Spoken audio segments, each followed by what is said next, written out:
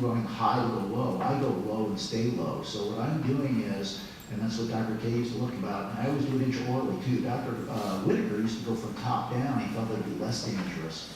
But just like Mark said, if you do a lot of it at once, we feel that it's a little bit easier. So I put it down and I make sure that my finger's into where that palate is, and I'm going at the very lowest portion back in the maxilla. Now, what you have to remember is after that, you have to go up again, but always still parallel.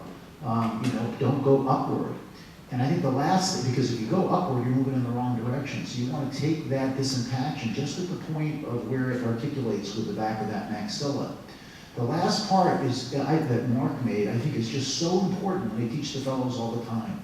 When these companies sell you distractors of the mandible, or you look at a skull and you're trying to figure out how to do a turbomaxillary disimpaction, you're usually looking at a normal skull. And I'll tell you something, it is easier to do maxillary disimpaction than a normal skull. But on these kids, they're not normal. And so if you look at the distance between the pterygomaxillary plate, even on the bottom, and the optic nerve and the orbit above, it's very, very close. Also why they have problems when they're young, that's right there. So you have to be very, very careful. I'll never forget, I had this one patient, I was talking to Dave Staffelberg the other day, it's a lesson I'll never forget. I had a patient that was going to come to me, I had kept on making adjustments. The parents were exceedingly demanding, and we were supposed to do a report. They canceled two days before. I didn't know why. I was a little bummed. My scheduler said, don't worry. These parents are very, very picky. You probably dodged a bullet. And I just felt bad. Went to a local oral surgeon that was out there at St. Joe's, was a community thing that was there. 2 days later, she came to me. She goes, you might want to visit her up in the NICU. So I said, what happened? And she had a stroke. So we went back there and he hit the carotid. And she had a stroke. So I dodged a bullet. I mean, he was a good oral surgeon in general. It can happen to anybody that's there. I don't know if she had abnormal anatomy, but you have to be very, very careful. Remember to go perpendicular. Remember, the anatomy is not normal on these kids. So it's so important.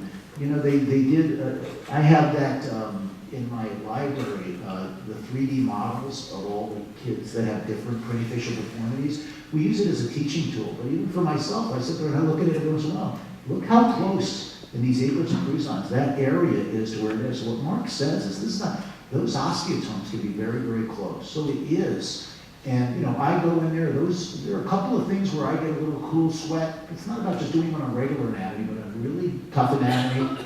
Or I'll take an osteotome. A lot of times I tell my fellows, when I'm taking a free bone graft, which I often do, like on the cranium, Dr. K showed me how to do it.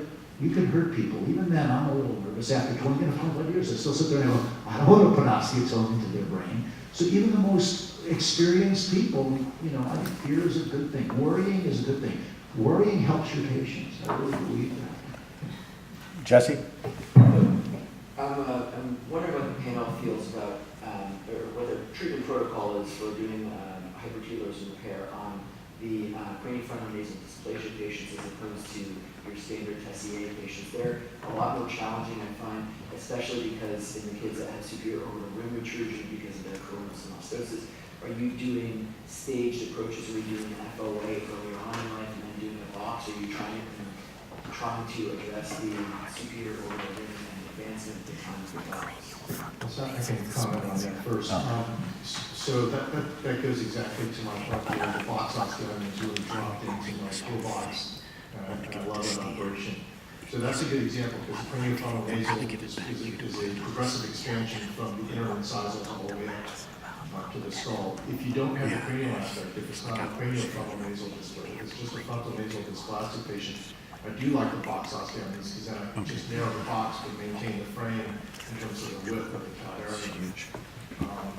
And it doesn't negatively affect the palate because the palate in those patients typically doesn't need to be widened, which is in contrast to the Aper patient. So I think tailoring, I think that's what my message would probably be to everybody is the more of these tools that you have, the more you start to tailor your operations to specific patients and disease processes or congenital defects. So I do use the boxes more for frontal nasal dysplastic patients. It also allows, by the way, the cool thing about that is I would say most of us struggle. Well, first of all, medial canthus and a medial canthopexy those are crappy operations no matter how you do it or who's doing it. I mean, we can all brag about can have a contest, but no matter what, those are really hard operations. And the lateral canthopexy itself is also a difficult operation. There are people who do suspension to the periosteum, or as I do, transosseous suture, which I'm sure, Buckman does as well. But what's really effective is when you take those boxes and you have that issue and you rotate them. Because now the whole construct is moving with you. I find that to be much more effective than any of the aforementioned ones. So I find that there's nasopharyngeal dysplasia, so that you actually want that actually have a form of the suprahypertition is a really good operation, and then you do that, that way you actually get the frontal bar.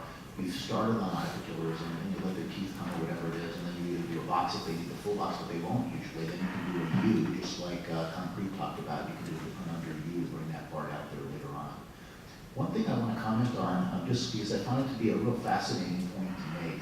Mark's stuff, I think, looks real good. I've been out there as a professor, he does really, really great work. But what I find to be is really sort of interesting is, and I'm not saying that this will be better, but I find one of the more interesting things about orthognathic surgery and something like that is, it really, you could walk into an office, and depending who that surgeon is, you're going to get a completely different operation. It blows me away at times about the randomness of that. And what I say about that is like, when you think about, like when Mark was showing, I would move the mandible back 9 millimeters, and I move it up or whatever it is.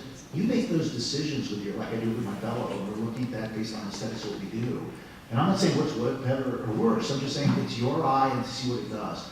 I just want to comment with 4.3 to 4.1. My feeling is, if the eyes are not exorbitant, we're collecting, and I know Rocky's going to be putting out the paper, we're doing really wonderful things with a high window fourth now. And the other part of it is, and this comes from my Harvey Rosen training a little bit, I don't mind some prognathy, so I have to tell you, I would have been more likely, and I'm not saying that it's wrong, because he had a great result.